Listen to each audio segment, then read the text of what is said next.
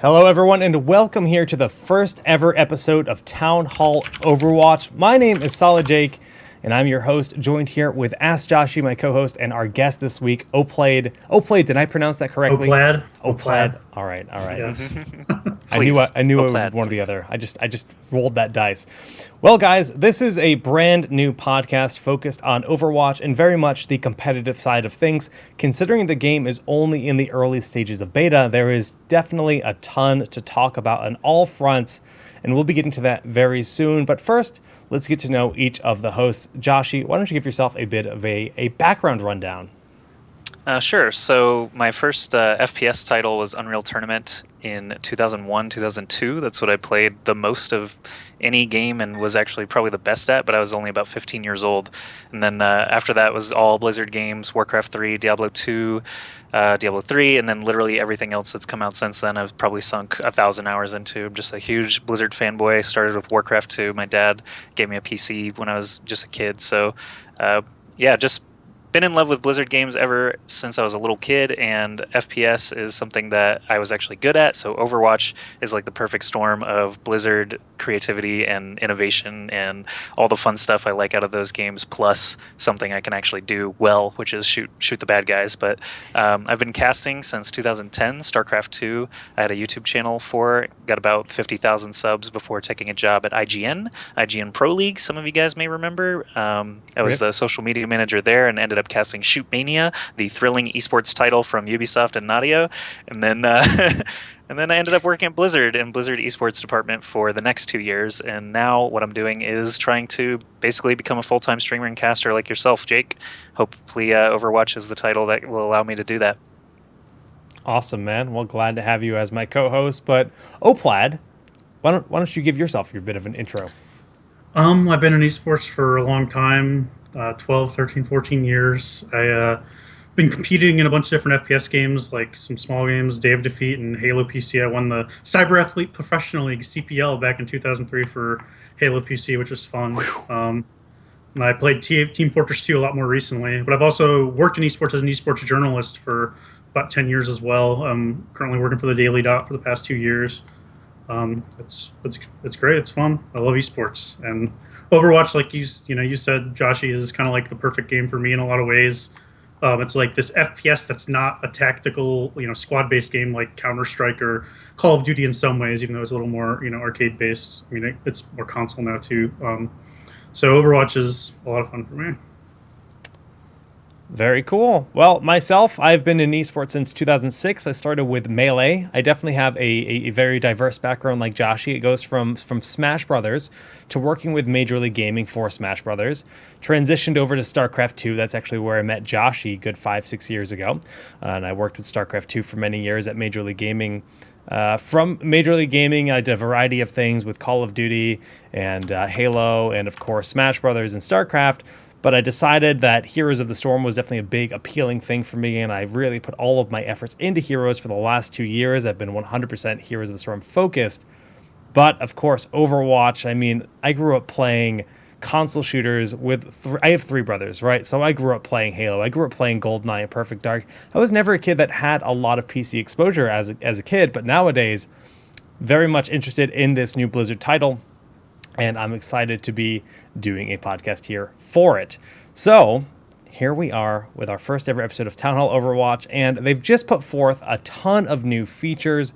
Notably, let's start with the progression system. This is a feature that the average player has been desperately wanting. The first phase of the beta did not have this whatsoever. It was really just play games, you have fun, and you don't really earn anything. But what are your guys' overall thoughts of the progression systems, Joshy? Well, I like, the dangling bait of, stay one more game so that you can unlock this next box. That's something that lots of games have done well, and it's definitely worked on me, streaming this past week where it's like 4:30 in the morning and I'm like, damn, I'm like one game away from level 60. I'll just play a quick round and we'll smash them and I'll open a box and I'll go to bed happy. And I think that definitely works for a lot of people. It's a good motivator to continue playing, even if you have like a bad round and you might consider logging out or something like that. It's a good way to keep people invested. Just to have a progression system at all, and they've got a large variety of stuff for all their 21 characters. And if you unlock something cool for a character you might not have played before, that's incentive to try them out. And I think it's just a very smart thing to do for pretty much any game that you're trying to keep people invested in. Plaid, Sam? I think it's about, I guess, what I expected with like some of the design problems that they have, where like they don't want to encourage you to play one hero, or I want to level this hero up, right? So you don't switch to other heroes. So I think it's cool the way it works. I mean, it's a little random sometimes, where like there's so many things you don't really want. I guess there's like tons of different avatars or sprays that you're just never going to use or don't care about, and you're kind of just inundated with those when you want like the one cool highlight intro or skin. I like that they have like things like those highlight intros though, and some of the emotes, which is a little unique compared to what's available in a lot of other games, I think, for what kind of cosmetics are available. So I don't know, it's pretty fun. It's about what you'd expect. It's a good start, I think. I'm excited to see like how they build off of this, now that this is what they have ready in the beta. Yeah. I'm glad that nothing is power related at all. You're not like unlocking equipment or anything like that. It's just purely cool stuff that you can show off. Someone there remembers the artifacts debacle in the HOTS alpha. Oh yeah. I was at Blizzard for that, and basically it was a huge storm. That's one of those things where internal emails too. I just don't understand like why developers think that could ever possibly be a thing that players want, right? I mean, it's interesting because you look at World of Tanks, and World of Tanks does have a pay to win element to it, does it not? Something that comes ammo or something. COD comes to mind for me, where it's like you level up, you get a new gun, a whole new gun. Yeah. You level up, you get another loadout. You can use 2 types of grenades now. That's the system that I think Artifacts may have tried to trying to emulate, but that works for COD because you unlock that stuff so quickly that it's almost negligible anyway, and it is actually a way for you to start as a new player and not be totally inundated with a million different options. And as you play, you do get to unlock some stuff. It doesn't really work for Overwatch, where a character has a couple of abilities and one weapon. So Artifacts, like you're talking about, also would have just been terrible in Heroes because all the characters are very one-dimensional, whereas in COD, you're one guy who can do a million different things. Let's talk a little bit about just the loot box system in general, right? You level up, you earn a loot box, and then you have the same kind of satisfaction as Hearthstone, where you're opening this loot box and you might get a good item. Do you think that that's just a compelling good thing they've added to the game? You think this opens up new opportunities for other kinds of giveaways? Like would it be better to like just earn currency and purchase an item? What do you guys think is best for the game? Sam, do you want to start?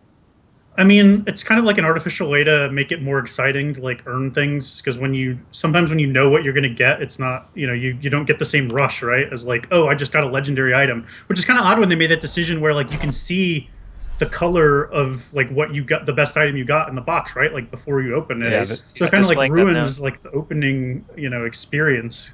You're like, oh, it's blue, I don't even want to click it now, right? Yeah, that was part of my feedback actually that I left on Reddit, was showing the rarity before I open it is actually a little bit disheartening, because it's like, man, now I know it's junk. Yeah. Just make it a generic box, and when I click it, have it explode in different colors, and then I at least get the rush of like, oh, there's a gold over there, yay! Like that's already like shooting out coins of different rarity anyway. I think they can make it a little bit better, more satisfying feeling. But there's a lot of stuff in this game that is very satisfying, so I have faith in them. The one thing that I'm curious about for the progression system is there was actually a statement on Reddit this week from one of the social media managers, community managers, that said right now the only plan for cash sales for Overwatch is to buy loot boxes, and that is a straight up gambling system that I cannot get behind. Like I really, really want to at least be able to drop $10 on Mariachi Reaper. If that's the only skin I want, it makes no sense to me to just have to gamble and hope that you open it, or hope you open enough currency after 10 boxes, 20 boxes. Like the fact that it's random means you have no guarantee of ever getting the item, and that's silly to me. You do have a guarantee because you do get currency. You're going to get enough. But there's no guarantee in how many it is. But they did say, didn't Kaplan also say in the interview there's some kind of like anti-random... he said... anti-randomness or something, kind of like what they have in... They stated that, but so in effect... I don't think it's effective, because I within my first 2 levels, I've got 2 legendaries, or first 10 levels, excuse me. I got 2 legendaries. I got a Tracer skin, one of the Tracer legendaries, one of the 5. I don't remember the name of it. She's got like a racer suit. And then about 6 loot boxes later, I got the same exact skin. And I'll tell you, when you see that orange and you know you're getting something good, and then you get a Tracer skin that you already have when you don't own any legendaries in the game yet. There's a dozen plus other skins. It could have that felt really bad. But on top of it, to make it even worse, I only got 200 currency. When a legendary is worth 1,000, I didn't even get the 500 that you'd get from a box, which would be the half. I didn't even get a quarter. I got a fifth. So That's pretty bad. They need to fix that for sure. I felt robbed. Yeah. Well, I just know the randomness is crazy because Doa got 4 legendaries by level 23. Weird guy. I mean, I've seen 3 legendaries in one box. Like someone I know got 3 legendaries in one box. Wow. That's insane too. And Weird guy got 0 skins at all till past level 20. No skins, not even a blue skin. So like the variance is still super wild.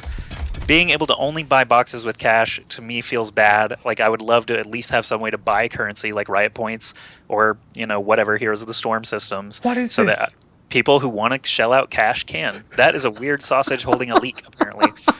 But anyway, there's a few goofy sprays in there. But we should move on. We should keep pressing forward because Oplad's here for a limited time and we want to get his thoughts on a lot of these different things here. So all in all, progression system, good thing for the game. Definitely something to keep people driving. The experience cap's at 2,200 at level 23. You said, Josh? 20,000, excuse me, at level 23. Mm-hmm.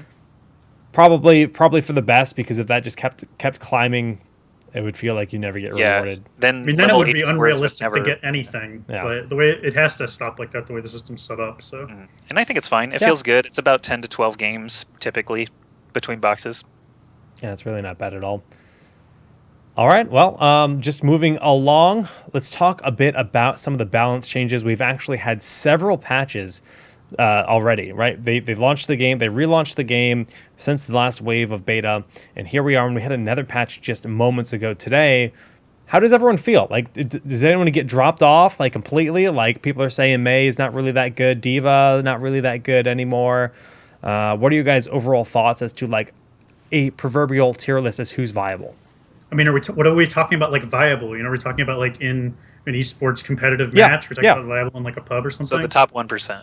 Okay. Pretty much. Mei probably is not very viable, but on control maps, she might be okay because she has the ability to, control the point better than other heroes. So that's kind of unexplored, but probably not too great.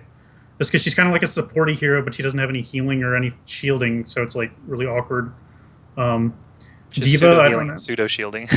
Yeah, she can heal herself and wall up area. That's about it. Diva probably was helped a lot by the new change. Now she'll probably feel better in terms for pubbing mostly. I think in terms of like her ult charging better. I don't know about competitive play right now because she's still decent, but it's just like Winston provides so much more utility with the shield that it's just like you'd almost always take Winston over her. Maybe if there was like more Widowmaker in the metagame, which is possible that might happen with how much everyone's playing Zenyatta, but right now, probably not. So I think those are the two big ones.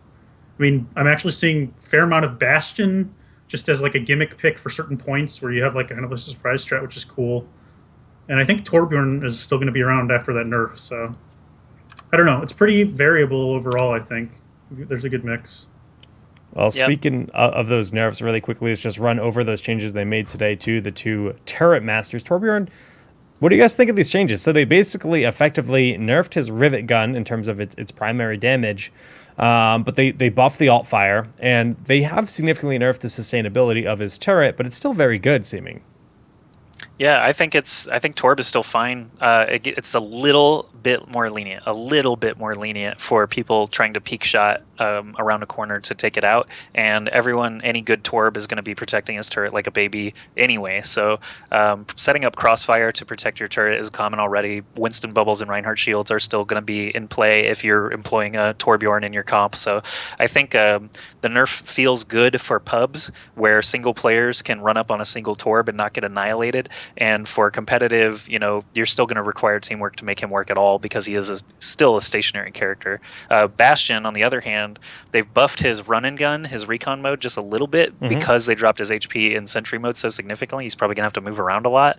And I do like that change as well for pubs because now it's more realistic for a Reaper or a Tracer or something like that to be able to deal with him and not have to chug through 600 health. A Tracer bomb did not kill a sentry turret Bastion from full health, and that's all Tracer can really do. So I'm glad for the change, and I think that Protect the Bastion comps could still happen. Like, you can still provide him a shield and Torb armor and Winston bubble and have him be a complete monster, but now it requires teamwork on the part of Bastion's team as well as the team that's against him. I like that. So this is almost a buff for Bastion in competitive play because now he actually does more damage when he's in sentry mode, and the way you'd be using him anyways, you'd be deploying him like as a surprise on a flank when the rest of your team has the enemy team engaged, or you're behind a Reinhardt shield or something. So now that you're actually more dangerous when you do that, but in pubs when you just randomly deploy somewhere, you're not going to be able to kill everyone and be unkillable because you have 600 health, which was the big problem before. So I think they hit a pretty good sweet spot with these changes where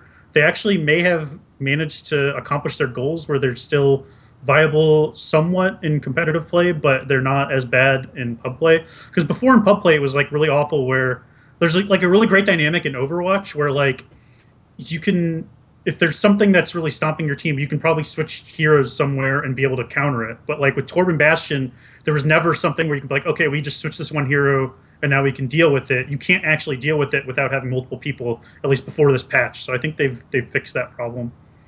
So just I think those are good changes. For all the average players that are struggling against the turret style play, when we've got 3 to 4 Torbjorns and Bastions on the enemy team, what heroes do excel in that at this point? In the pub, I don't. I mean, I don't know what to tell just people. like the Winston diving in, dropping the shield in front. Yeah, Winston bubble's good. I mean, now with Bastion having less health, Reaper is going to be viable again because Reaper can sneak up on him.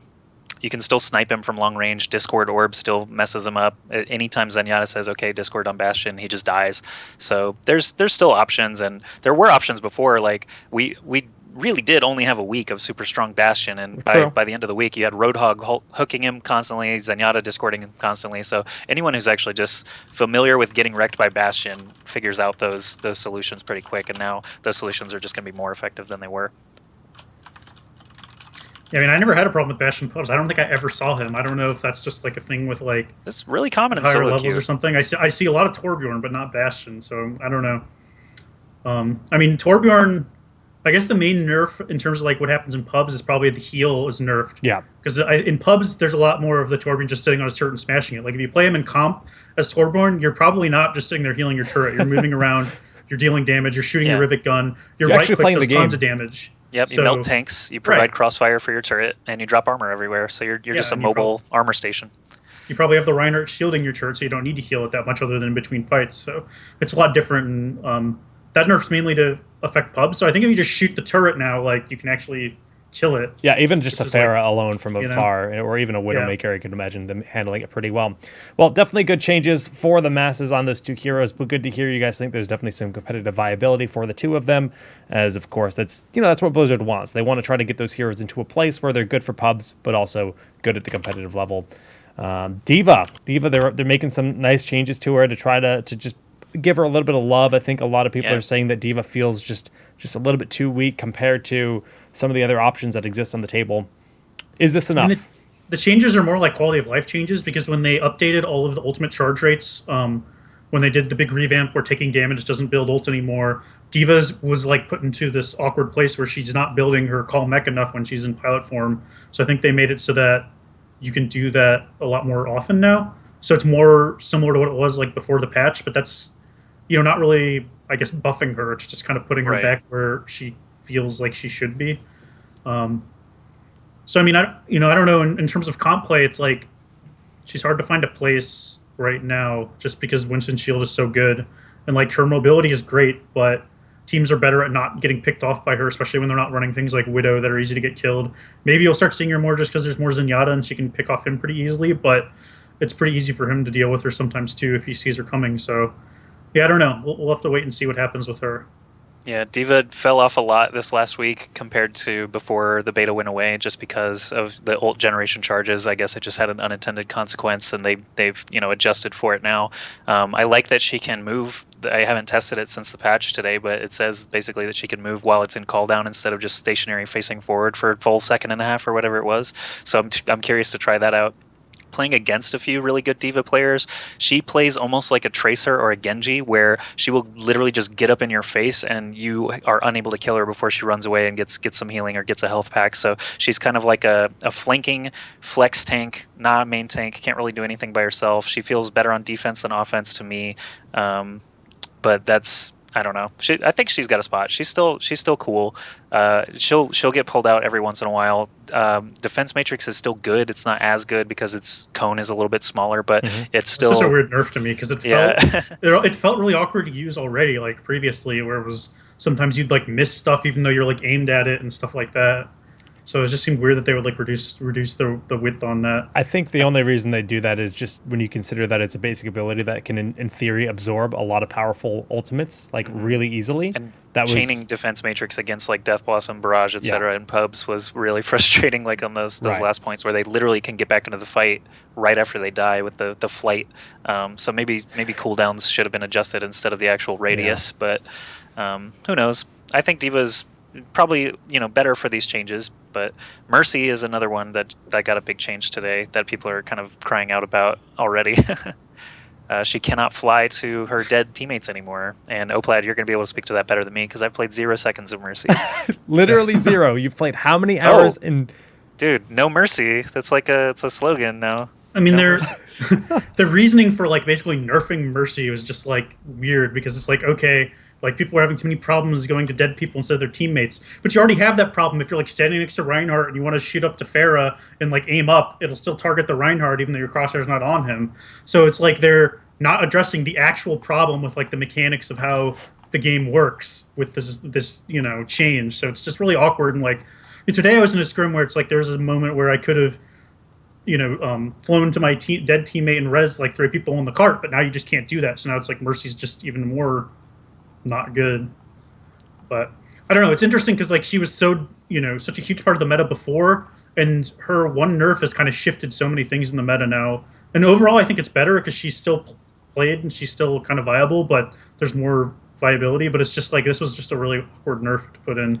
Do you think that it was more so to get Zen in the limelight a little bit than because Mercy was just a necessity and Zen was just not being favored at all pre-break?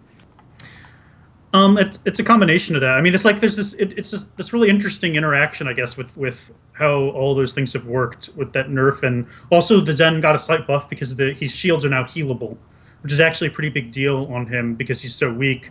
Where now if you take chip damage, Lucio can still heal you up a little bit, so it's much less likely that you'll die to like random spam instantly or something, which still happens quite a bit with Zen just because he's so fragile. 2 Pharah rockets or something across the map. But it's like, so Mercy works very well with Pharah. If you don't have Pharah, Pharah's a little less popular because Zen is more popular now, and she gets discorded. It's easier to pick her off. Genji's more popular because Zen's more popular. So there's this interaction there where it kind of takes Mercy more out of the meta just with this one nerf, and promotes Zen and Genji because they're kind of like the new combo where it was Mercy and Pharah before. So both are still viable and both are still played. So I think overall it's been a good change, and it's interesting to see that like that kind of interaction can happen just from one nerf to Mercy. Yeah, I will say this is a good example of reasons to provide feedback to Blizzard. As I see in the chat now, Fishsticks is saying most of the competitive players, none of them had this issue with accidentally flying to dead bodies. This is purely like just a game design sort of thing, not really a mechanic that needed to be changed. But if you are happy with changes, you need to voice that feedback. My neighbors are playing loud music. That's terrific. It's fine. Shut up. It's not that loud. All right. But anyway, they basically, if you like something, let Blizzard know that you like it. Like, I guess when Mercy had the change to fly to dead bodies, people tried it out, and the only feedback they got was, I keep accidentally flying to dead people when I'm trying to heal my live people. And so Blizzard, they can't play as many hours as the thousands of us in beta. So I mean, the squeaky wheel gets the grease is the saying that I keep coming up with here. Yeah, I don't know. It just feels like such a nerf for the top level, especially considering the game's only a week old. Like, with a radius reduction on her res, having that ability to get into position to res them seems crucial for her. So to remove that ability to go onto a dead Yeah. body, Especially because you have to play safe as Mercy, Right. otherwise you're just going to die because you don't have Yeah. any health. So you're already playing far back and away from where your teammates are probably fighting and dying. So you need to be able to get back there somehow. And I mean, it's like unrealistic to expect that you're going to have, I don't know, to be able to I make thought it was plays, you a cool kind of need mechanic. it. yeah, I did too. It was pretty unique. It's cool. It's interesting though because like I still feel like Mercy Res is just such a powerful ability. Even with the nerf, like you're still only resing 2 to 3 people maybe usually because you can't get close enough to that many. But it still has such like huge potential to change the tide of a battle or change the game, which still feels like it might be too powerful. But I guess so far it hasn't worked out to be yet. But that's exciting, right? If it's on that cusp of being too good but not quite there, it just means it has great potential to be a very exciting, mechanic in the Right. game. So it's interesting because you can make a big play if you get that big res Right. off or something, and maybe sometimes that feels like it's a little random if the Mercy is able to do that, but it is Huh. also skill and being able to do it, I guess, or their team setting them up. So Well, Positioning and timing is still the name of the game. whereas before it was just stupid, they just hide and you can't do anything about it. so They res and spawn. Joshi, a man of his words, has actually played exactly 0 seconds of Mercy. Why would I lie? I'm not gonna like sneak off and play Mercy when I'm off screen. He's played like, I don't know, 100 hours of this game already, and he has not even logged into Mercy once. I opened Devil Mercy at like level 8 too, and I played in skirmishes. Wow. Wow. All right. He All right, actually, moving on, you went moving out on. of your way to not get Um, time in there. May got a buff. She can shoot 5 ice spikes now. buff? Just saying. Just saying. Wow. Ice climbers. It's kind of like the is Torb, like approaching. rivet gun, like what he can shoot like a One couple more. less. Like, One what- more right He click, can yeah. shoot now. He can shoot 6 shotgun blasts instead of 4 though. Yeah. So that's That's great. It's 6? Yeah, they Yeah. upped it from 4 possible shots to 6 and That's before pretty good. reloading. I like it. You melt Zarya's actually. Zarya's, if you can dance around them long enough, you just blast them down. It's really nice. Oh, that's But very cool. anyway, those balance changes today, there were some big things. There were some balance changes when we came back. Also, Soldier feels a lot better now. He's more in line with McCree, who is just dominating, in my opinion. Soldier feels a lot better to me. What do you think, Sam? it's hard for me to like gauge what the changes were because they didn't really release any numbers, right? So it's like That's true. his like first bullets are more accurate, but he has damage fall off at range or something like that. I mean, Yeah, like, so what? you can maintain your hit scan accuracy for more bullets, basically. So you can basically just click, click, click, click, and Yeah. maintain pure accuracy, which is actually really good at mid range, where Soldier kind of excels anyway. What, the third shot of his clip, it starts to spread out the cursor, I believe? Yeah, so you can see the crosshair. They actually changed it to an actual cross now, and Yeah. it kind of spreads out. At the third shot. So you Yeah. can do a burst of 3 without really losing any accuracy. I mean, I don't think anyone's really Lay on doing it. that, but it probably helps you because you fire and you fire a Helix rocket, and then maybe it resets, so then you get Yeah, more accuracy. exactly. So, yeah, I mean, people are playing more Soldier now. I think in general, but I think it's also because people are more used to the game. Like, it's just kind of evolved that way. I don't know. They're more used to like positioning as Soldier, like where you need to be effective as him. All right. Yeah, it makes sense. Roadhog actually got some damage, and his ultimate pushes back further and does more damage. His Dude, his hook range is a ultimate little is- bit longer. it's I like Roadhog ridiculous. more now. The knockback hook is range or- insane. Oh, the knockback.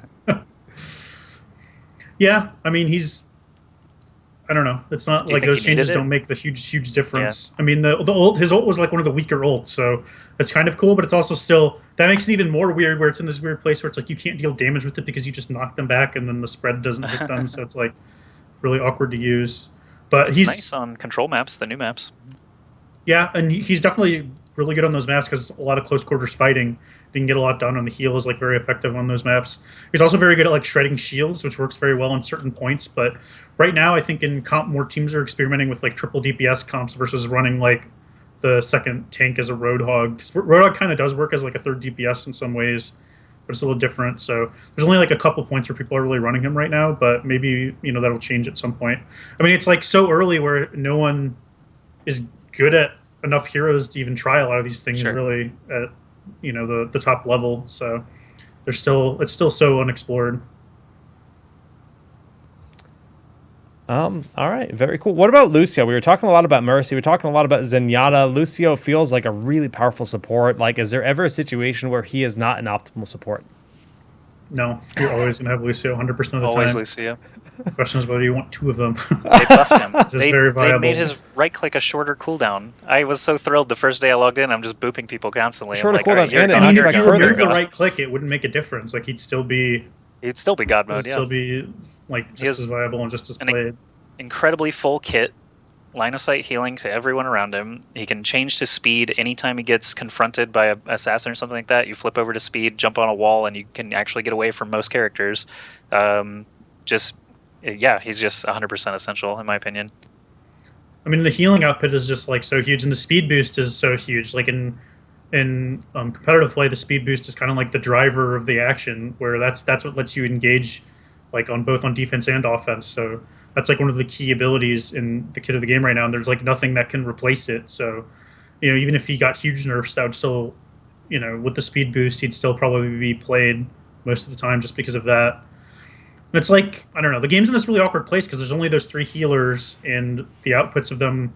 Lucio's the only AoE one, which is pretty important, pretty big deal. Results very powerful, but it's like there's no way to. You can't just like nerf his healing to make the other supports more viable, where you might want to run Mercy and Zen or something, because the damage in the game is so high, where it would just be like kind of awkward without it at the level it's at. So I don't know. It's in like this tough position. Like it just I was really disappointed when they added like May and not an actual fifth support that had healing, because that kind of limits the viability. I don't think there's a way for them to like get out of this issue without that change, but I don't know. We'll see.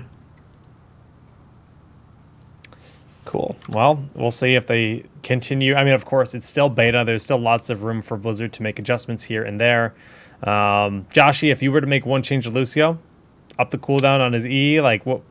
Is there anything you would think would make a good change for him? Oh man, I guess. I mean, I kind of agree with Fish Six in the chat saying don't nerf Lucio, just buff other supports. Like if I like that. if Mercy and Zen have some option for a multi heal, I think orbs. A lot of people are having issues with Zenyatta's orbs as it is. If maybe a slight kit change to him allows him to toss two shorter duration orbs that aren't permanent, something like that, because. Like literally, Zen and Mercy have to spot heal. Everyone else is kind of on their own. If Zen is your only healer in a pub, you better protect the hell out of him and hope that your Genji's getting his work done, because you're not getting any heals otherwise. And if you have a Lucio around, you literally just go, oh, Lucio's always on the point. All I have to do is walk to the point or walk to the payload, and I get my heals in like 2 seconds. So I just think bringing other supports in line or adding another support that can actually heal, again, like Sam kind of brought that point, I think would be best. Lucio is kind of just the de facto because his kit is so complete. He can climb walls, he can climb ledges, he can knock people off ledges. I mean, his damage and kills. DM ability is great too. Like everything do a ton of good. burst damage with melee right click and hitting three left clicks. His left click is great for spam. Though he's just got everything. I mean, Zenyatta obviously can keep up in damage with him too, but Lucio just like brings it all basically. Very survivable. He's fun to play too, which is great. Like that's what you need in a support. So I think he's pretty well designed, but it makes it hard to compete with him unless you have like a trump card like Mercy did or whatever in the previous beta, where her res was just so good or something like that. All right, let's talk about Zarya. She's another hero that's really just seems super, super powerful at this point in the game. When she's fully charged, she just melts almost any hero in the game. I walked up to her as Winston and just pretty much insta-died against Zarya. You guys think that she might be a little bit too powerful? Is it a cool place for a warrior to be, like have that kind of ability to them? What do you guys think on the hero? Go ahead, Sam. You've played. I mean, she might be overpowered. I think that the change where shields can get healed was a pretty huge buff to her, especially because she can put her shield on and then get her shields. It's like so awkward saying her shields and her shield. I don't know what her say bubble. Yeah, her bubble. She can put her bubble up and get her shields healed while the bubble is up, and it just makes her a lot harder to kill than she used to be in sometimes. And then against a coordinated team, it's just very difficult to deal with the shields. Like Reaper can walk into you, get a Zarya bubble, You can't fight him. He's just destroying you, and then he can just shift out when the bubble wears off, and then do it again in a couple seconds.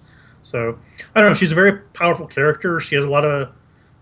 She's really cool because she takes a lot of teamwork to utilize correctly, but it's also frustrating because she's something that doesn't really have like a counter per se. Like you can't really do anything to the bubble other than just not shoot them, and that counters them, so to speak, because Zarya doesn't get charged, so she's not doing a billion damage to you.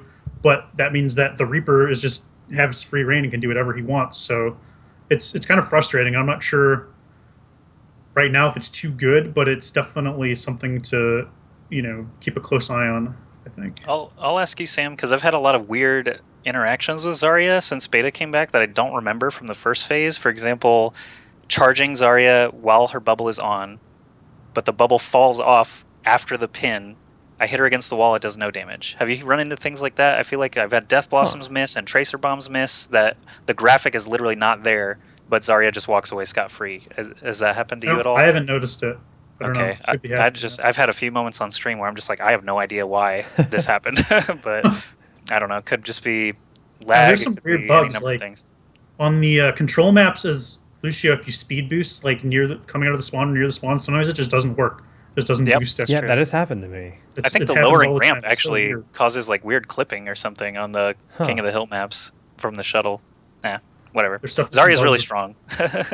It is true. Her ultimate is just the best CC ult there is, because if anyone's even close by it, they get sucked in, and you basically have to have a Reinhardt shield or a Winston bubble to not get wiped, and even then, sometimes you do get wiped. So it's a really, really rough ultimate. It lasts a long time. Even Reinhardt's, like, if he happens to hit 2 or 3 people with it, with its narrow cone that it has now, Earthquake, yeah.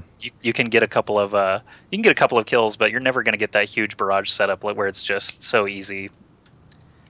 Because she's kind of an interesting one where she could be like almost a pub stomper, because people in pubs don't know not to shoot the shield. Exactly, she is. Whereas in comp games, it's like a lot harder for people to get 100 energy. Maybe it'll be around 50, 60 or something, but getting it max, people know that it's bad to shoot the shield. They just gotta wait for it to fall off. So she's not maybe as powerful as sometimes she is in pubs because of that reason.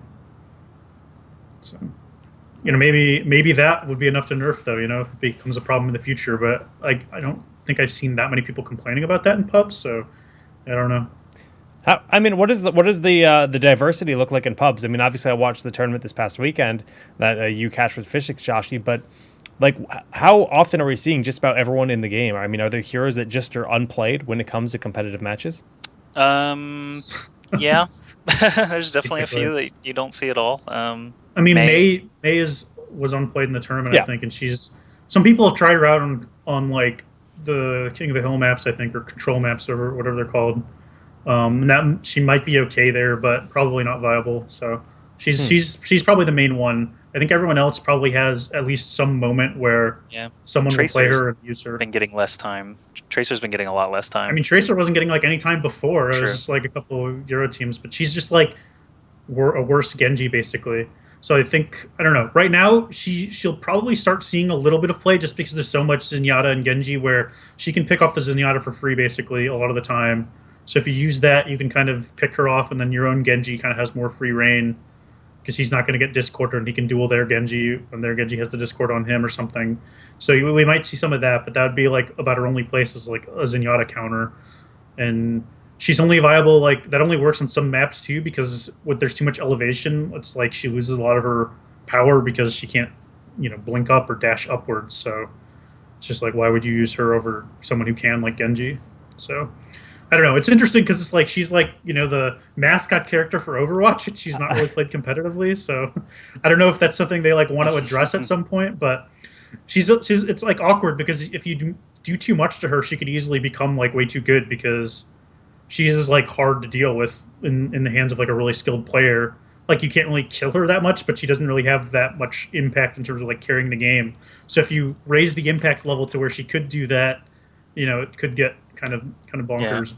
There's a line somewhere, but they're going to either go way over it or way under it because it's going to be hard to hit that mark perfectly with her kit. But in pubs, you still get the Tracer mains that give everyone nightmares, and I think that's fun, obviously. Like May you see May in pubs plenty, and May wins games. Like there's not she's still fun. You can still hop on and troll people and do whatever fun stuff. Block ultimates with walls and all kinds of crazy stuff. Make some plays. Tracer's perfectly capable of doing that. But in competitive play, you want the optimal kit. You've only got 6 characters at a time. Tracer just doesn't fit that slot, and it's not a huge deal. And maybe if they do tune her up a little bit, she'll reappear, or maybe if they nerf some other characters that currently have an easy time with her, she could reappear. So not hope is not lost for her yet. She is still really fun. Don't want to discourage any people excited to play Tracer. I know there's a lot of people still unable to play the game, and we don't want to poo-poo anyone too hard just to discourage them, but it's just like, we have limited time to try things out in the beta. People are trying to get as good as they can and run the optimal comps, so we'll figure out what those are as time goes on. Very cool. The game seems to be in a great place. I know your time is limited, Oplad, excuse me. I'm famous for butchering people's names. That's just my thing. So let's actually get on over to the esports introduction. Now, a lot of people, this is their first time, even listening to anything related to Overwatch, because my audience is largely heroes. And the Overwatch community has actually exploded to an esports scene the moment the beta came back. Like the competitive scene pretty much existed the moment beta existed, considering people came from TF2, Dirty Bomb, Quake, you name it. There's players from all over the place now playing Overwatch. But why don't you guys give us a bit of an introduction as to exactly what there is out there and what the ecosystem looks like, and lastly, how they can get involved in the competitive scene if they do have access. I'll just start with that. Basically, Gosu Gamers is running an EU Cup and an NA Cup every weekend now. They've just secured more funding for that, actually. So it was $120 a week for the winning team. Now it's going to be $240 a week for the winning team, which is, it's still cool, for the winners. And we've had a couple of upsets this past weekend. 2 teams that had not won anything previously won stuff this weekend, so that's great to see some parity at the top. And One Hit Club is another Overwatch community that's trying to get big. They're writing a lot of articles, making content, stuff like that. They're giving away copies of Overwatch every single day, stuff like that. They're running a North American tournament this coming Saturday as well. And ESL just announced that they're starting their cups. So if you are already in the beta, you can basically, I don't know how you go about finding a team. It can be pretty rough trying to get 6 people coordinated, but Oplad can speak more to that on how to actually participate and get a team going and stuff like that. Yeah, I think most people who are playing right now are playing with at least a couple people they knew from a previous game. There's a ton of people, like me, who've played FPS games for 10 plus years, or any time in there, who've been waiting for like a game to be a big esport with FPS, where it's not, like I said before, like a Counter-Strike type game. And Overwatch is kind of like the best opportunity for that so far. Like I know there's a bunch of other titles in the similar genre coming out, or that have come out, like Battleborn or something. I think Paragon is coming out, but I've played a lot of those, and Overwatch I think is like the best for FPS players compared to a lot of those titles. So everyone's excited for it, and everyone wants to play it. So all these people have come into the game, and they want to compete right away, because that's kind of like the goal here for a lot of people like me and a lot of these people in the other top teams. So if you're a solo player and want to get interested, one of the best ways to do it is just play a lot and get noticed in servers, because that's how some players have joined some of these teams. Like an Envious, Esper, they found him in a pub when they were playing the game during the first couple of weeks of the beta. There is like a hidden matchmaking rating in the game. If you do well, you'll play against the better players overall. I'm not sure how implemented that is right now, but it's definitely there. Yep. So you can get noticed if you play well in pubs like that. There are some communities, like we have a competitive Discord where people can find teams and get scrims and stuff. So if you're interested in that, I guess you could give me a message or something on Twitter. Make plays, make friends. Yeah, that's pretty much the way in. I will bring you can sign up for one of the Gosu tournaments. If you're in the beta, so just get some people and try it and see what happens. Get noticed. I will bring up the elephant in the room, which is things like design for console and 20 tick rate and stuff like that. I just have to say, there's a lot of competitive FPS players who are really used to having every tiny customization available to them and perfect netcode and everything like that. I'm going to say it now. Blizzard is probably not going to deliver on the hopes and dreams of all the Counter-Strike players and Quake Live players from years past that are trying to, find their new FPS digs. There's a lot of players already saying that the game is terrible because there's no dedication to the top 1%. Things like that are going to continue for years to come if they're putting it on PS4 and Xbox. Too.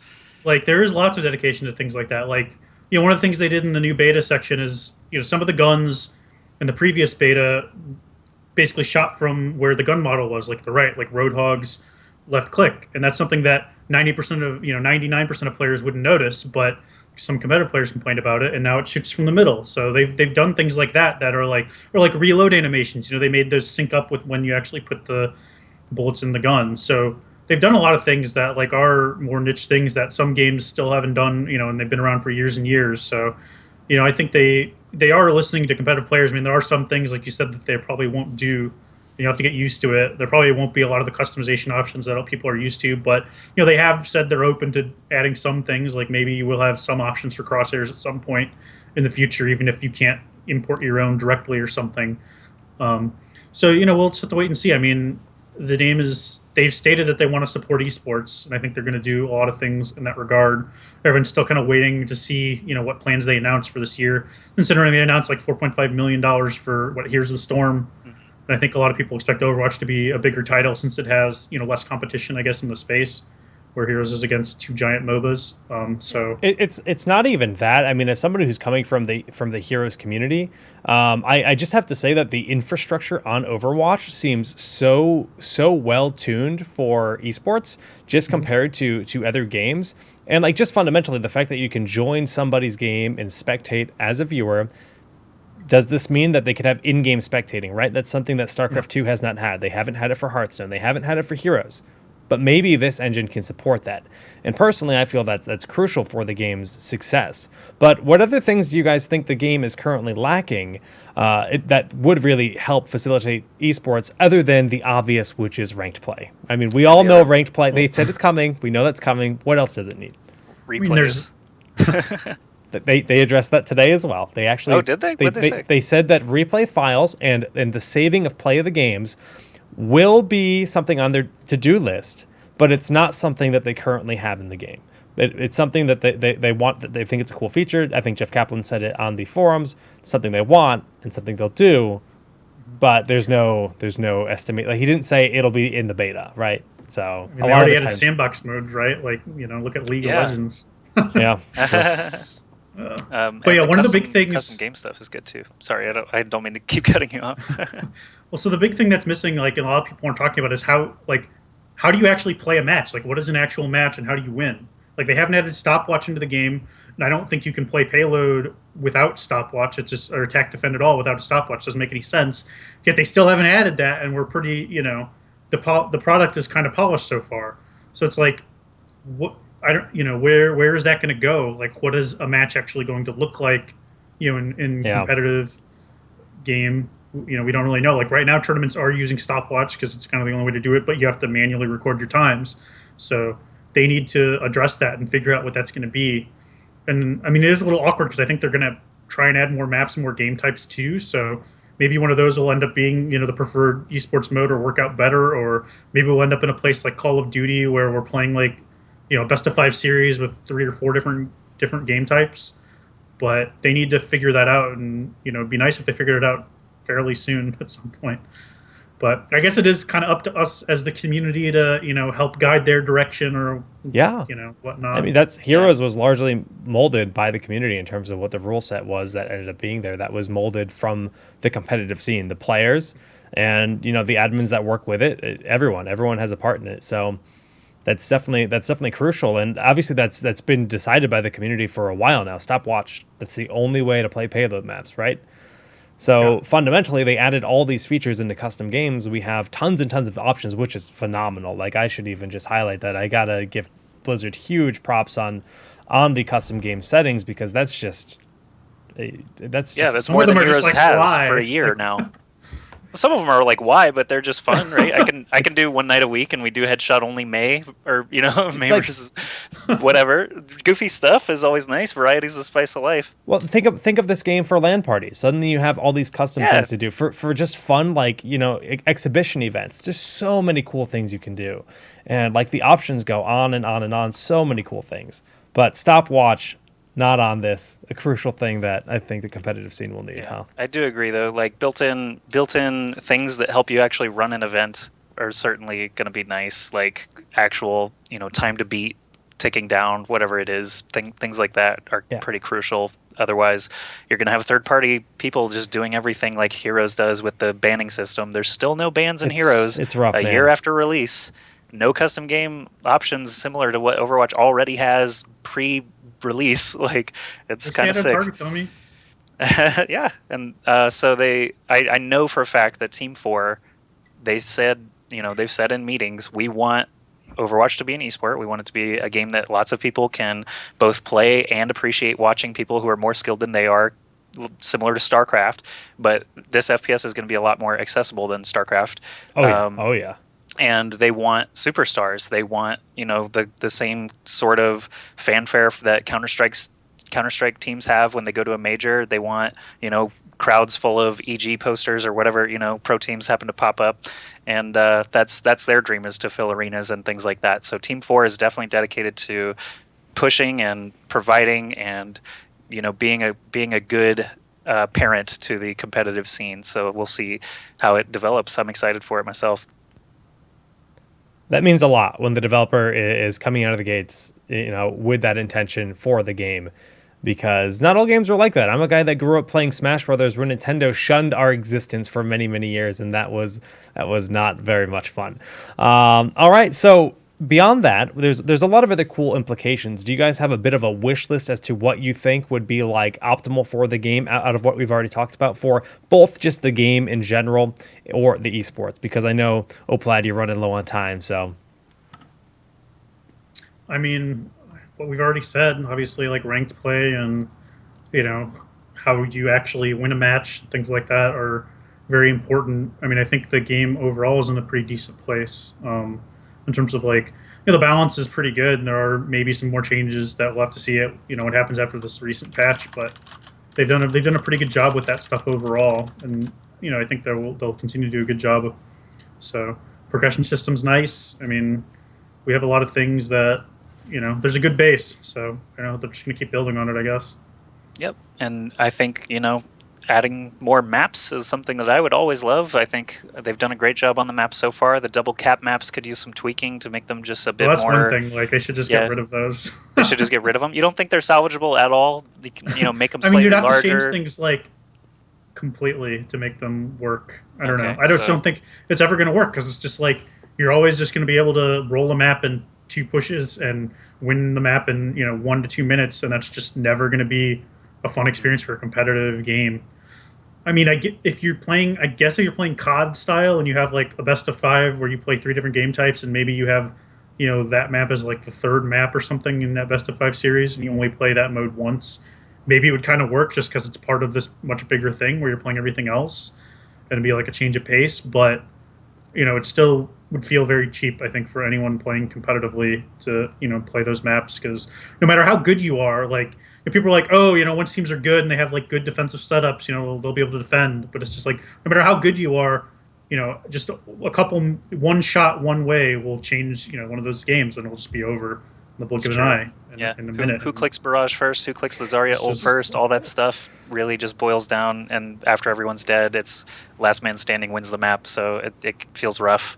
I definitely agree with you there. I was thinking like just more line of sight blockers on the point itself, similar to like the new control maps have like the big column in the middle I love on that. a couple of the different points. I like that a lot, because it just adds a lot of strategy rather than point and shoot kind of ultimate battles. But we'll see what they ultimately end up doing with those. And they could, if they continue to be out of favor in competitive tournaments, we don't have to use them. That's another valid point. So yep, hopefully they just keep adding more maps, more modes, and keep giving us stuff that we can try out and have fun on, and expand forever. Yeah, so I mean, the control mode is fun. Like, it's just constant fighting all the time. I mean, it's like I'm not sure if it's going to have as much depth as kind of the payload maps do, or as much variety, but it's cool for what it is. So All there you right, go. so we've talked about more maps, more modes. What about heroes? Right now, the game has how many heroes? 21. 21. 21 heroes. And in theory, they could take a very different business model. I think they have officially announced they're not going to sell new heroes and new maps, which is good to hear, at least not initially. But if they were to I continue think they adding said that. I don't heroes, remember exactly what they said. Like I still have the feeling that maybe they would release some it was like an expansion pack where you pay $20 and you get I could the see that. next 10 heroes or something. But I could be wrong about that being a Well, possibility. I don't remember what they that said that is a exactly. So, that is a possibility. I think they have stated they never want to charge for additional maps and heroes. Like that was a sticky point that a lot of people were very excited about. So it would be pretty brutal to back out on that now. The thing is though, when they add a character, if they add one character at a time or three characters at a time or whatever, suddenly there's a lot more stuff to unlock.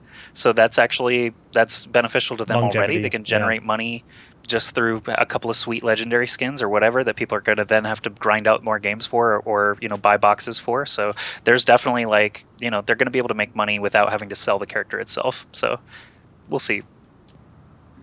yeah, I mean, like I said earlier, I'd love another support. Like right now, that's the kind Yeah. of the big stumbling blocks to variety in the support lineup. I think in competitive matches. So, there's definitely a lot of room for a lot of things. It'll be interesting, like how they design heroes, because right now, a lot of the heroes kind of like there's like a niche where like a particular hero fills that niche, Mm-hmm. and then there isn't anyone else who like does the same thing or something, like Reinhardt. Or would they add a hero that's similar to Reinhardt, so Reinhardt isn't a staple, where there's a hero that has a shield that works similarly, to protect the team in a similar fashion, so that there's more variety there. Like how will that work in the future? Yeah. That's going to be the interesting thing. Like when they start talking new heroes. That's hard too because it's not like this is a MOBA where you have a draft, right? It's not like having two heroes that fulfill a role in a similar manner is really compelling. So they have to find a way to make them very different. Interesting. So in terms of the way they add heroes, what would you guys personally prefer? You'd like the trickle effect where there's like one hero every so often, or would you prefer there to be an actual, like you said, maybe like an expansion where they're like, okay, these are our three new heroes, kind of like we got, Genji, Mei, and Diva at BlizzCon. They introduced three new heroes at a time. Do you think that's a better way to do it? I think one hero at a time is better for keeping people in the game because it's likely that they can do it more frequently. If it means, if a burst of characters means that it's going to take 8 months or a year to release, then I don't like that as much. I think the trickle is fine. Yeah, I mean, I think whatever has updates, at a reasonable fast pace is what you want for a game like this. So Similar to Heroes. yeah, similar to Heroes, something like that. It would be nice to know, when Zool comes out. But I like it that you follow heroes. I didn't expect that. Of course, he's the esports writer at Daily Dot. I guess that makes sense. God, he looks so fun. Moving on, we can also talk about. You know what? I actually lost my train of thought. Esports, the Observer client. The Observer client is actually kind of atrocious right now. There's you can go to first person mode, and then the UI at the bottom actually covers all the information for that specific hero that you're following. Watching the game from the bird's eye view as 90% of the time isn't really that compelling. Like you mentioned, people want to watch someone be really talented. They want to watch from the perspective that they'd be playing in. So it's going to be the most compelling for the average viewer to spectate a Pharah going and having ridiculous plays. The ultimate Widowmaker just sniping the team and just getting ridiculous plays. That's what's compelling for viewers. Watching that bird's eye view is much easier to tell the story. But how do you tell a 12v12 from the perspective of 1 to 2 heroes?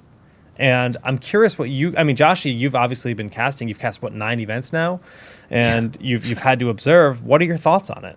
I agree that the overlay at the bottom showing ultimates and stuff like that is in a bad spot. It could totally be on left and right, just like every other spec UI for team games. I would like to see ult progression too, if possible, not just do they have it or do they not. That way I can set up a little bit earlier. Reaper's almost got his ult. I'm going to follow him. The red versus red on control points is obviously their new maps, so they're probably going to fix that as soon as they can, but it is a problem now.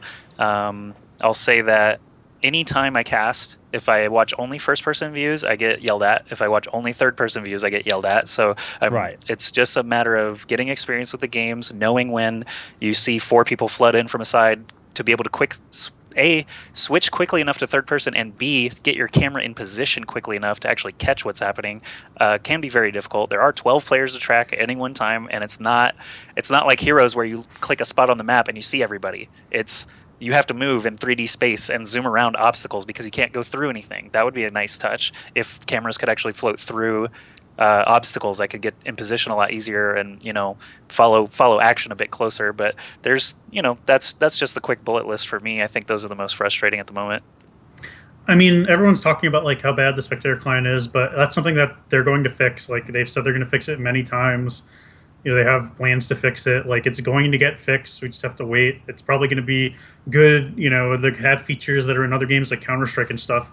But the thing is, like that isn't the problem with like spectating Overwatch. It's not the client. No matter how good the tool is, it's still going to be a difficult game to cast. Like you're going to have probably multiple cameramen controlling the cameras for the casters. You're going to need someone directing the broadcast. You're going to need a lot of different tools to cast it effectively. And I believe it's definitely possible. It's just that you're going to need all that to do it. It's going to be very hard to do, with like basically the hobbyist streams that, we're seeing right now where someone's casting and doing camera work and there's just one camera, and the tool isn't even that great right now for that. So we're going to have to wait and see for a lot of that to happen. I mean, in Counter-Strike, I think that started to happen more. Like there's a couple of observers who people realize are good, and now more tournaments are starting to use like 2 observers so they can swap camera views and they don't miss frags that are happening in different parts of the map and things like that. So you're gonna need a lot of different things to cast Overwatch effectively. You will want to incorporate both first and third person views. Especially if you do a stream on or on delay, a 5-second delay, 10-second delay, you can know that this player is about to get all these kills and spectate his first-person view or something like that. There's all sorts of tricks you can do to really capture all the action, then also get the story of the match from the third-person view, where you can see the cart being pushed, and the team's positioning for the next fight. So it's going to take a lot of work to really be able to do that, but it's definitely possible. Someone will do it, eventually once, Overwatch starts to get bigger, but it's not going to happen, for a while until there's more money involved and more effort, more reason to put that kind of effort into doing it, and until the tool gets fixed, because right now the spectator tools are pretty bad. So yeah. Other functionality that would be compelling, would a map help a lot? I mean, Josh, you were talking about the idea of maybe seeing a Reaper that might have his ultimate ready, but also being able to see that Reaper going for a flank. Would it be valuable to be able to keep your eyes on the mini map? Only in the Spectator client, mind you, not within the game itself, but only for observers. Would that be a big benefit? A mini-map is tricky because of the 3D space on the map. People have already tried to make like map guides and post them on Reddit where it's like an overhead view, but then they also have to have like supplementary maps for indoors, and like their maps like Nepal have multiple layers in the same area that both have health packs, and like that can be very visually confusing. So I feel like that is just going to have to be viewer experience, learning the maps, and part of the caster's jobs to just refresh people from time to time. I don't know if a mini map would work great on this, but I don't know. Of the tournaments I've been casting so far, the action, literally I can just hit F1 and see where Reaper is. I can hit F5 and see where Pharah is. Like, it's pretty quick already for me knowing the maps. So it's kind of tricky. I'm not really sure if I would want a mini map or not. I mean, most of the action seem to be contained around the control point or the cart anyway. So there's limited utility and a lot of other things that show what else is going on. You don't need to know that information as badly as you do in like Counter-Strike, where you're literally having 3 different gun battles around the map between individual players or something like that. So true. Yeah. Cool. Well, I mean, obviously Blizzard knows that the Spectator client could use some love, and they'll get there. The game's only in beta, but considering there's something that's functional, I think that's definitely a good thing. Any other thoughts on as just to like functionality for tournaments that we might not have touched on?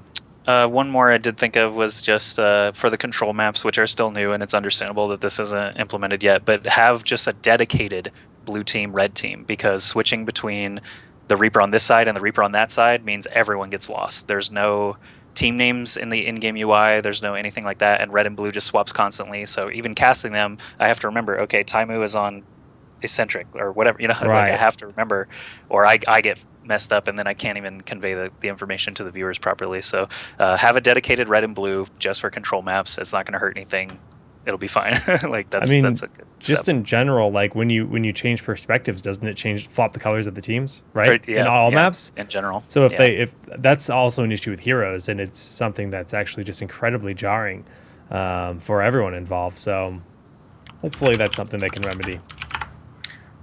For me, it'd be better like pausing the pause feature, rejoining and stuff like that, because right now that there's no reconnect at all. So if someone gets dropped, you can invite them, but you have like a limited window before you can invite them and they actually get into the game. Yeah, we had a weird situation. You can't pause the game, so it's still going on while it's happening. It's like rough.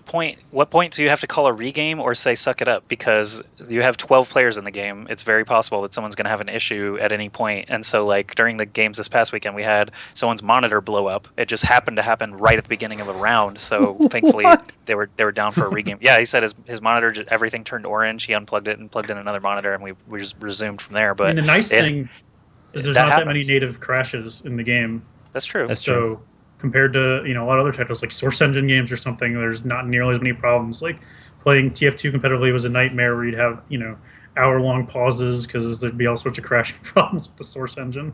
But Overwatch is generally pretty bug-free, which is great, really especially for Blizzard making like a new game engine. First FPS. Yeah. Yeah, but I do agree with you though about the pause function just to make adminning less critical. I didn't even realize that wasn't there. That's bad. There's a couple other like lobby bugs that are kind of annoying, but forgivable at this point, but not in the future. Very true. All right. Well, obviously, it's a budding esports scene. Like we said, there's a variety of resources out there. You can go to gosugamers.net. There's a lot of information. We've got ESL, play.eslgaming.com/Overwatch. They just opened up signups for their first cup, which is this weekend. And Joshy, I completely forgot the name of the third one. One Hit Club. One Hit Club. Thank you. One Hit Club is doing a lot of articles, and they've got some players or some writers sinking a lot of time into the game, so they know what they're talking about over there at least. So check them out as well. And about Envious next week if you guys want to check that out. Daily.esports. Yeah. What's that URL for Daily.esports? Just so they can. Well, right now we have an annoying topics page URL, so it's thedaily.com/topics/esports. Just still quite easy. A mouthful, but you can get there. You can follow us on Twitter. It's .esports. That's probably the best way to get access to a lot of the content. So DOT esports for everyone out there, not dot esports.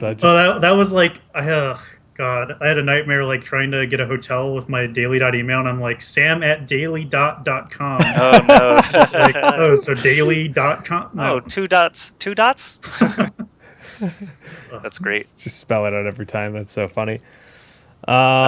Yeah, I do encourage everyone to check out alternatives to Reddit, because I don't think I even need to go further than that. Just if you want real discussion, Reddit is probably not your place. It's more, I had this analogy the other day. Reddit is 1,000 pennies approaching from all directions, where a real discussion forum is actually linear, discussion based topics. So always branch out, check out some other communities, because Reddit is going to be Reddit forever, and it's going to have tons of people. It's going to have lots of discussion. It's going to have lots of people there, but it's not necessarily going to be the most constructive or worth your time always. I love Reddit, of course, for what it's worth, but it's not the best for competitive discussion, in my opinion. Downvoted into oblivion as we speak. Yep, I'm getting downvoted IRL. I can see arrows all around. I'm sure we got downvoted hard. That's the dream, man. The Reddit dream. I've got a bit of a little bit of a rant as to what I think that the game can do and what the game needs to do to really capitalize. And this is very, very based on what we've seen Valve do for their games, because I think Valve has seen some great success for Dota and CSGO for a variety of reasons. And I really got excited when I first came into the Overwatch beta and saw the potential for these features. So like I mentioned, you can join your buddy's game and you can spectate. So and it's very quick. It's super responsive. I've never had a Heroes of the Storm game load up that quickly, or a StarCraft game load up that quickly. So that was exciting to me. So in theory, they could have in-game spectating. From there, what I would like to see is I would like to see a spectator experience bar. You play games, you earn experience, but you have a second level. You have a second level where you earn experience from watching live tournaments or live matches. Even if you just watch your buddies, you earn experience that way.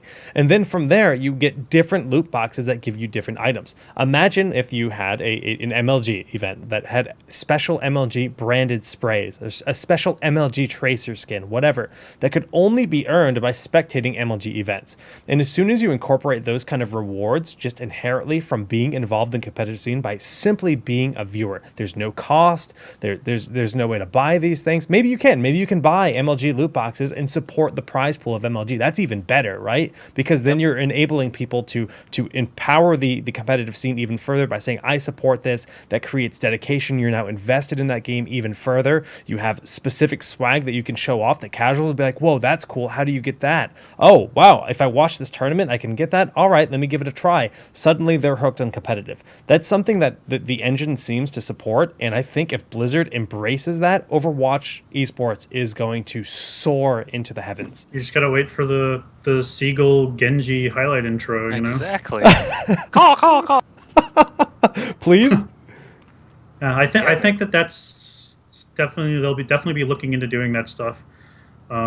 Which is something that like Blizzard hasn't done in the past, so it's kind of like, will they? I don't know, but if they really want this to take off as an esport, that's kind of what they need to do. So really hope it goes that direction. We can hope, man, because there's so much potential for that, and tying in the viewers into esports directly is critical, I think, for all esports to survive and thrive. Because look at Dota, look at CS:GO, look at Smite. Look at Smite. Small niche game, but Hi-Rez has done a lot of those things to support esports, and they managed to have this, I guess it's self-sustaining esports scene kind of around their game. That's their prize pool is over $1 million. Like, that's huge. So I don't know. I'm really hopeful for those sort of features potentially coming into the game. Let's hope Blizzard agrees with that sentiment, because if like Josh, you said, if they truly want to see this game grow, that's definitely one thing that I think, as far as I can tell, the engine could support that, and that's obviously the most important thing. Keep people incentivized to watch and participate and all that stuff, and they will do it. Critical. So I gotta get going, guys. My team is waiting in the lobby. All right, man. All right. Well, thanks for having me on. Yeah, Oplad, why don't you give yourself a shout out? Let everyone know exactly where they can find you. If it's just Twitter, it's on the stream, but shout outs if you will. Twitter's the best place. I'm Samuel Oplad Lingle. Gaming for 12 years. Come support my team. Who are your teammates? Just playing the tournaments. So playing with Dummy and Mezer, who are on the Not Enigma team, as people called it, from the last beta session. Playing with another guy from TF2, Blaze, that we used to play with in the past, and then two new guys who a lot of people will probably know. You'll be able to check them out when we play matches. So, are you already signed up for this weekend? No, we'll see. Okay. We have some of our guys are new to this beta session, so they're still kind of getting used to the game. So we're still working on things. So we'll see. Cool. Excited to see what you guys can do. Definitely be in some tournaments soon, though. All right, this game's going live. All right. Peace out, Sam. Awesome, man. Yeah, I'll talk to you guys GG's, later. Good luck. Thanks for having me on. And this will effectively annihilate our production. It's okay. Should I wait for you to pause it? I can do that. No, you can dip, dude. I'm fine. I'm all about the scrambling. All right. I'll talk to you guys later then. Thanks for having me on. Thank you, Sam. Nice. It looks fine. No, it's going to go away. It's going to get worse. Don't worry. It's going to get real bad. I can't fix it yet. No. It's perfect. It's beautiful. So, yeah, I mean, slightly. Let's talk a little bit about UI, Joshy. That's something we didn't talk about too much outside of Spectator. And I'm going to let you drive the discussion while I fix this quickly. Okay, so are we talking about just the entire in-game UI? Everything. Okay. Well, the menu system I think is fine. I don't like that if you're in a custom game, you can see half my face. I feel like my face. It's interesting. It's try and line it up ridiculous. With my nose. Hashtag production. Yeah, the menus are good. I don't like that you can't go into options from a custom game. You get booted from the custom game if you go into options at all. That needs to be fixed immediately. I didn't even know that. Yeah, when we were speccing and it's like, well, I need to check my audio levels, hit options. Oh, invite me back to the lobby. Please don't go live. that happens, and it doesn't need to. So being able to just access your options is the first thing. When you're in a party and you leave a game, you leave the party also. I can understand why it does that, but it is also very frustrating when you're just trying to open a loot box or something like that. We figured out essentially how to do box breaks if you're playing with a group of people. Anytime you get into a skirmish, if you leave immediately and someone sends you an invite immediately, it's enough time to actually open the box, then accept the invite, and your place won't get taken because the invite is pending.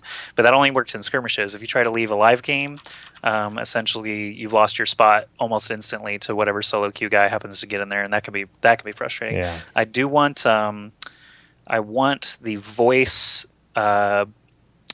options to have some kind of tip or tutorial, because like I told you, there are people who are like level 25 plus in Overwatch that still do not understand how to join team voice or leave team voice and mute people, and it's like the simplest thing in the world. If they just had some introduction to it at some point, I think it would be better for everybody. Trying to think of anything else that really bugs me, but that's pretty much the gist for me. For me, the lack of any mic option within the game is actually Right. we discovered You that the can't- other night. That was actually like I've got like a unique situation where I have like 5 microphones, but I think it can only use default mic right now, and unfortunately that just doesn't line up with what I currently do. So that's a little bit, man. Oplaid looks real good right now. That's yeah. Big upgrade. that's a He's raised his APM. a little bit frustrating. Obviously, yeah, the actual joining the different chat channels, that's a little bit. And individual chat channels are not supported yet. Like, there is a general chat when you first log into the game. You can see white text of just randos talking, Right. but you can't. If you type /join, you can see there's a command for it already, but you can't actually create a new channel yet. So I think that's probably going to be implemented. I hope so. relatively soon. I hope so, That'll help because a lot for adminning tournaments as well. admitting tournaments is crucial to do like viewer games for a streamer, right? To just be able to Right. be like, hey man, I wanna do viewer games with my subscribers. I have to Yep. add all of you to my friends list right now, and then Yeah. my friends list is full, so this is kind of rough. Yeah, So and that's another problem. More friends, please. Like, they upped it to I 200, but Battle.net has like 1 billion games that I've played for years, so I have to purge people literally every time I need a lobby Yeah. invite, and it's frustrating. Like, why can't you just separate out Overwatch friends? Like, that's really not that bad of an idea, I think. I mean, you can have Battle.net friends still when you're logged into that client, and then get into Overwatch and only see Overwatch people. I think it's fine, if that's possible. If it's at all possible to do. But I've added so many people just from pubs, and I have a great game with someone, and they're like, "Joshy, invite or friend me up," and it's like, Right. I would love to, dude, but I really can't. I don't want to ditch people I've been playing games with for years, unfortunately. But I wish they would just optimize that some. Beyond that, though, I mean, I really can't think of much within the client that I feel is lacking. Like, considering this game's in beta, I mean, it's pretty darn obvious that the game is built from the ground up to be something that works well on console. I mean, it's all of this UI would be very good for and console. that's the drive too, is because remember, everybody, PS4 and Xbox One are looking at a shared release, so they have to have it work for everything. It's really hard maintaining multiple clients for the same game when you can instead do it all at once. So you got to be understanding of weird. Basically, simple menus are not a bad thing, though. And No, the only kind of drawback to that is the lack of customization and server capacity and things like that, where it has to actually work for console and PC. That a lot of people will get grumpy over, but you just got to get used to it. It's happening. Yeah, just the amount of customization they've been able to put in the game already, though, is actually really impressive. They said there are more skins coming during the beta, so they're going to continue to add in skins into the game. I mean, there are some heroes that lack legendary skins in general, so obviously I'm sure they're going to be trying to fill those gaps, because if you're a main on X hero and you can't work towards a legendary skin, that kind of sucks. I believe Genji and Diva don't have legendary. I think they're the only two. They're coming though. Lucio doesn't have one. There's Lucio, a number without any, but they're coming. Farah doesn't have one. She has Origins, but no other legendary. Yeah, I'm not worried about that. They said they're already adding more in March and April, and I'm curious to see if they actually wipe in March and April as well. And the other thing is, did that verify that beta's lasting through April? Like, I guess indirectly was that it did. like a low key? We're definitely going to be here in April releasing new skins still. So that's exciting for me. I'll definitely play for another few months before release. But it kind of sucks for anyone else waiting to play. Well, they haven't actually said when release is. They've only said before June 21st. Right, but that could still be April, and now I think that's ruled out. Huh, that's true. Unless it's also low-key announcing the release date is in April, and they're going to have some skins on release. That's true. It could be a number of things. I mean, who knows? Still a variety of bugs for people that aren't aware within the menus, like the time played will reset at 24 hours. It does not count past 24 hours, so that's a little bit weird. And Oh. So Fishsticks just put some valuable information to one of our earlier discussions. There's been a note on the Mercy change being unable to fly to souls of dead teammates. We'll probably revert the change to allow you to use Guardian Angel to target corpses. We thought we were making a quality of life adjustment based on feedback. The intention was not to nerf Mercy. So, vocal feedback, again, is very important. Overwatch devs cannot know what you're thinking without you speaking it or writing it. So, again, if you like stuff, let them know. If you don't like stuff, let them know. But they are going to react to what they see out of us. That's hats off to Blizzard. The fact that within And hours they're responding, that's beautiful. That's happened before too, where it's like, we hate this. Yeah, Artifacts and Heroes of the Storm, same deal. Yeah, they're on it. They don't want people to hate them before the game's even out, man. Come on. Makes sense. So Joshy, what are your thoughts on the whole loot box system and the idea of purchasing? You mentioned you don't like the idea to be able to purchase a loot box because it's gambling, but they need to find a way to do microtransactions. So you think I think you can buy loot boxes. I think it's not a big deal. Like buying card packs in Hearthstone is very similar, but I don't want it to be the only way to get a skin because then it literally feels like a slot machine. And if you get sprays after sprays after sprays after sprays, you don't know if you're spending $5 on a skin or 50 ultimately, and that feels like garbage to me. I only want the cool Reaper skin. You just teased me with this Reaper skin for a week. Now it's in the game, and I have to spend a variable amount of money to get it, and it just feels weird. Why can't I just give you $10? You're still getting my money, and I'm still getting the cool thing I want. I don't know. Yeah, I see where you're coming from. I don't know. I think I just my card background playing Pokemon and Magic my whole life. Well, that's different because that's tied to power level. These are not. Yeah, you're right. Okay. A legendary card in Hearthstone, you can only even have one in your deck because they're that strong. That's why they're super rare and powerful. And a Mariachi Reaper skin is not any more powerful than the regular Reaper skin. It just looks really badass, and I want to have it right now. That's pretty much it. Fair enough. Valid points. Well, and someone did suggest maybe paying different amounts for different rarities of boxes, but then I feel like that Blizzard wouldn't do that.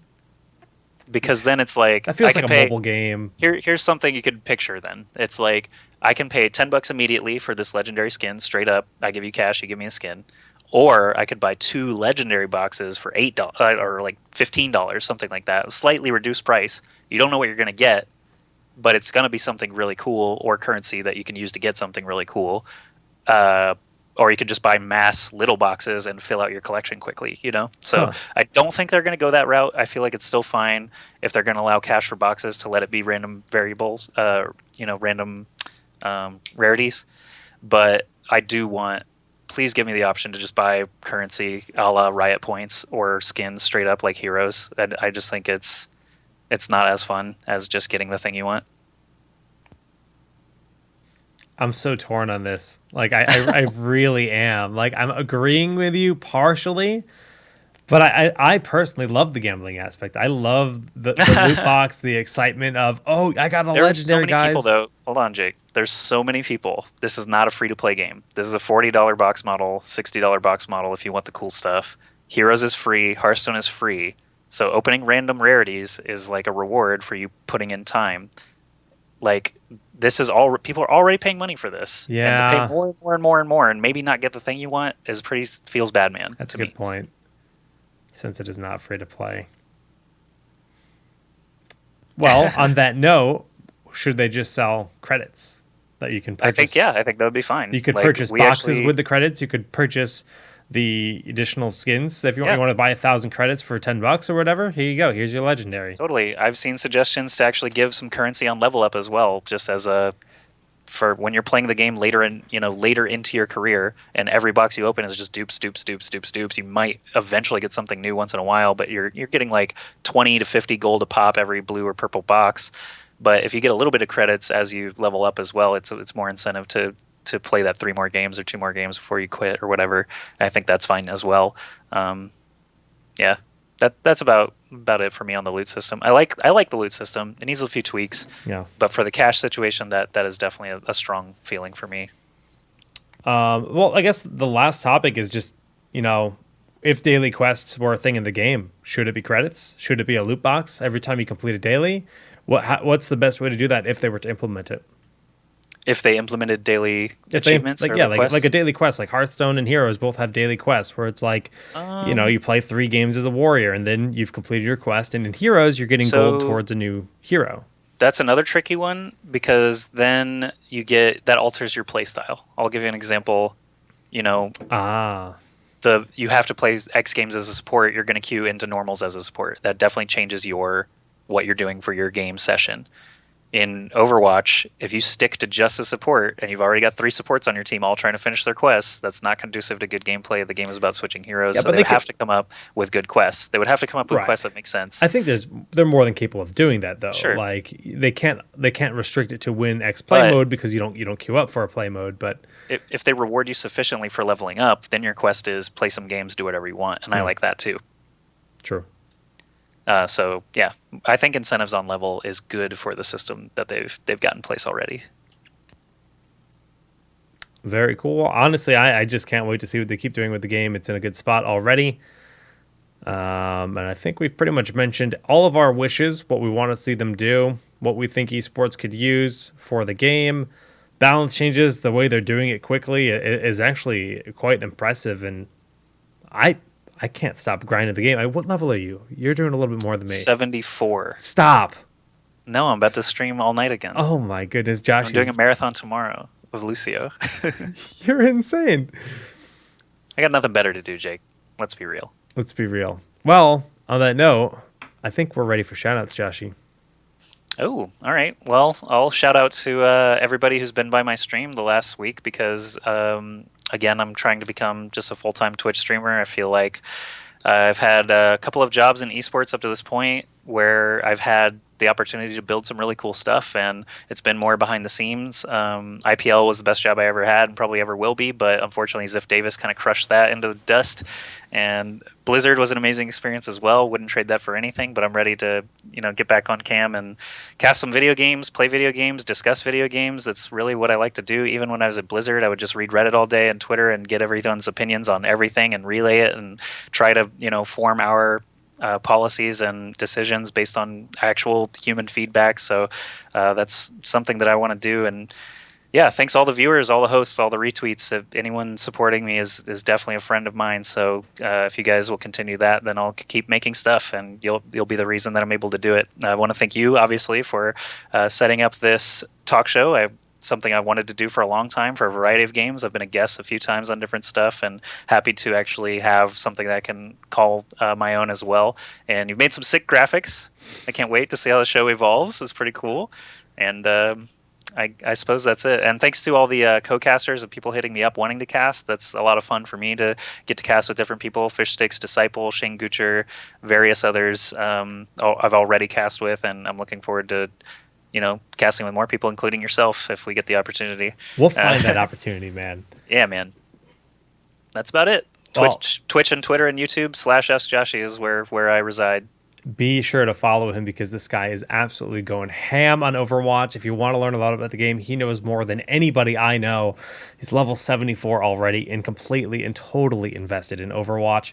For myself, first off, a big shout out to Uberock, who has actually created our logo here for the show, and I love it, man. I think it looks fantastic. Obviously, it's very, very akin to Overwatch, but he cranked that thing out like it was nothing, just in a matter of moments. So big shout out to you, Uberock. On top of that, shout out to everyone for tuning in this week. Of course, to you, Joshy, for our new show, because honestly, dude, this is 2-year anniversary of TownHall Heroes was this week. So 2 years ago, I started my first podcast, and here we are with the birth of TownHall Overwatch. And I'm really excited to see where not only this show is going to go, but where the competitive community is going to go, because I think this game has ridiculous potential. I truly do. It's being backed and guided by a company that I have a lot of faith in, that I've been playing games for literally essentially my whole life, and they haven't upset me to the point where I've abandoned them yet. So come on, I think they know what they're doing, and they want to generate money, so they're going to make a good game, and they want to generate interest so that people will continue playing their game. Yeah. So they're going to try their hardest as much as we are playing and casting and all that stuff. So I think it's going to be a good group effort moving forward into the coming years. Well, moving forward, the show will actually be shifting over to noon Pacific. So we did our show tonight here, but we do want to accommodate for our EU viewers, allowing them to be able to tune in live here for the show. So that will be the new start time on Thursdays at noon Pacific, 3 p.m. Eastern, and 9 p.m. CET, if I'm not mistaken. I think I did that right. Yeah. So look forward to that. Of much more coming forward. We will continue to bring on guests each and every week, maybe one, maybe two, maybe three. Who knows as we move forward. And Joshy, you'll be casting this weekend, correct? Yeah, I hope to cast more Ghost of Gamers tournaments. One Hit Club asked if I'd be available on Saturday night for their North American tournament, so definitely be casting something. I'll let you guys know on my Twitter kind of where I'll be throughout the weekend. Very cool. Keep your eyes open. Keep your eyes open for those events this weekend, guys. And that's going to do it for us tonight. Thanks for tuning in to the first ever episode of TownHall Overwatch, and GG. Thanks, guys. See you next time.